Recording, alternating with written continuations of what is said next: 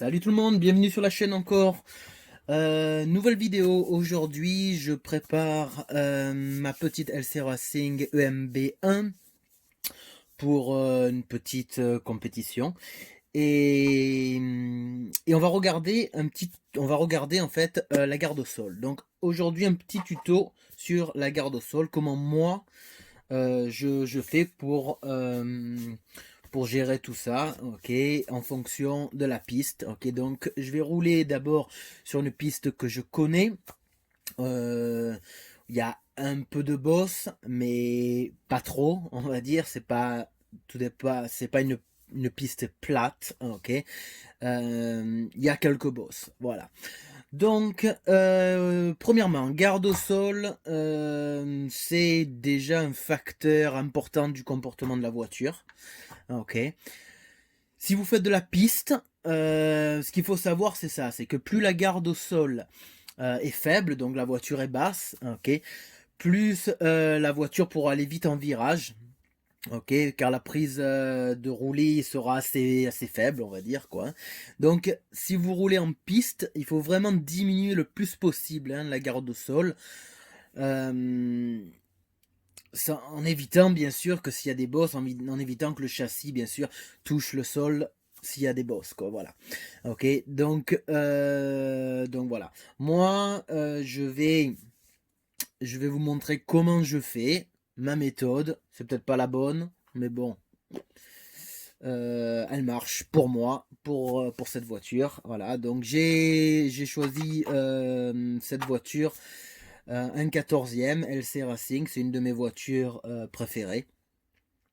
Donc voilà, alors comment je fais? Déjà, premièrement, ce qui est très important, c'est quand tu fais ta garde au sol, mais les batteries. Ok, donc moi je vais rouler d'abord avec une batterie NiMH, ok, et après pendant la compétition, je roulerai avec cette lipo, voilà. Donc je vais devoir changer ma garde au sol, sachant que cette batterie lipo est beaucoup plus légère que cette batterie, que cette batterie NiMH. Ok, donc premièrement, très important, ok, il faut pas faire les gardes au sol sans les batteries. Tu mets ta batterie, au moins c'est le vrai, on va dire, le vrai poids de ta voiture, quoi. Voilà, moi je mets pas la carreau, je pense qu'il y a, c'est pas la peine, quoi. Voilà. Donc au niveau de ce qu'il vous faut, de ce que moi j'utilise, ok. J'utilise un petit objet comme ça, je sais pas comment ça s'appelle, mais bon, c'est pour calculer la garde au sol, voilà. Et j'utilise un Sharpie, ok. Donc premièrement, ce que je vais faire, c'est ça. Je vais pour la garde au sol, ok, il va falloir tourner et ajuster les amortisseurs. D'accord. Donc, il faut que c'est bien. Voilà. Donc, ce que je vais faire, ok, c'est que je vais faire une petite marque ici, comme j'ai déjà fait. Voilà. Comme ça, quand je tourne l'amortisseur, ben, je sais que j'ai fait un tour.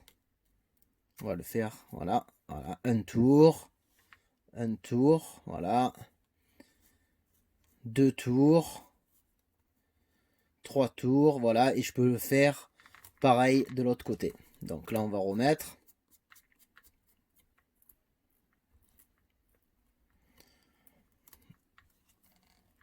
Voilà. Allez, c'est parti. Alors, moi, ce que je veux déjà, c'est que je veux plus de motricité. Donc, je veux une voiture avec une assiette plongeante. Ok, c'est-à-dire, voilà, c'est-à-dire que l'arrière sera plus haut que l'avant. Ok, pas de beaucoup, mais toujours un petit peu. Ok, on peut avoir certains mettent, on appelle ça une assiette cabrée, quoi. On a une assiette cabrée, donc ça veut dire que l'arrière est plus bas que l'avant, ok. Ça donne moins de motricité, mais apparemment la voiture amortit mieux les chocs dans les bosses. Voilà. Moi, ce que j'aime, ok, c'est une assiette plongeante, c'est-à-dire que l'arrière sera un chouïa, on va dire un chouïa plus haut que l'avant. Voilà. Donc, c'est parti. Ok. Donc, j'ai fait avec mon Sharpie, j'ai fait mes petites marques. Ok.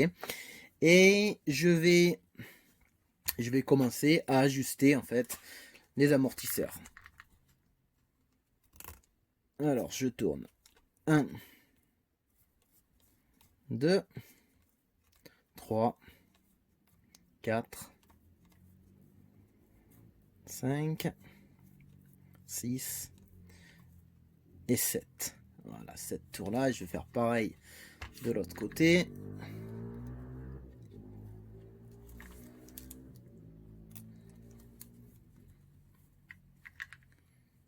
Un, 2, 3, 4, 5, 6 et 7. Ok. Et on continue, pareil pour l'arrière. Donc même principe. Voilà. 1, 2, 3, 4, 5, 6, 7. Comme je veux une voiture plongeante, une assiette plongeante, je vais en mettre plus. Je crois que c'est 10, mais je vais voir. 7, 8, 9, 10. Voilà. Après, c'est des réglages que je fais, on va dire, souvent. Donc, au bout d'un moment, tu te souviens des réglages que tu fais, tu peux les noter. 3, 4, 5, 6, 7, 8, 9, 10, 11, 10, c'est tout. Pardon, pas 11. Voilà, c'est parti. Voilà. Donc, normalement, on a une assiette plongeante. On va vérifier ça. Donc, maintenant, très important, ok. Je vais lever un peu ma voiture, ok, pas hyper haut. Et je vais la lâcher. Comme ça, voilà. Donc, comme ça, on a vraiment les amortisseurs qui font leur travail, ok, comme dans les bosses, ok. Tu vas prendre, voilà, 2-3 fois, voilà. Et maintenant, je vais utiliser ça, ok, pour voir si j'ai mon assiette plongeante, ok. Donc, on va changer ça, on va changer un peu de vue, voilà. Allez, c'est parti. Allez, donc je le mets simplement, je le glisse dessous.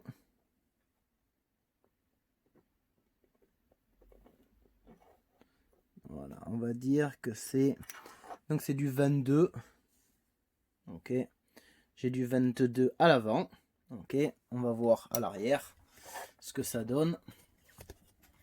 Donc normalement, je dois avoir plus à l'arrière. Étant donné que je veux mon assiette plongeante. Ok. Et j'ai 22 aussi. Ok. J'ai aussi 22. Je regarde. Voilà. Allez. On va dire totalement plate. Pour l'instant. Donc, je continue. Ok. Donc, on en était à 10.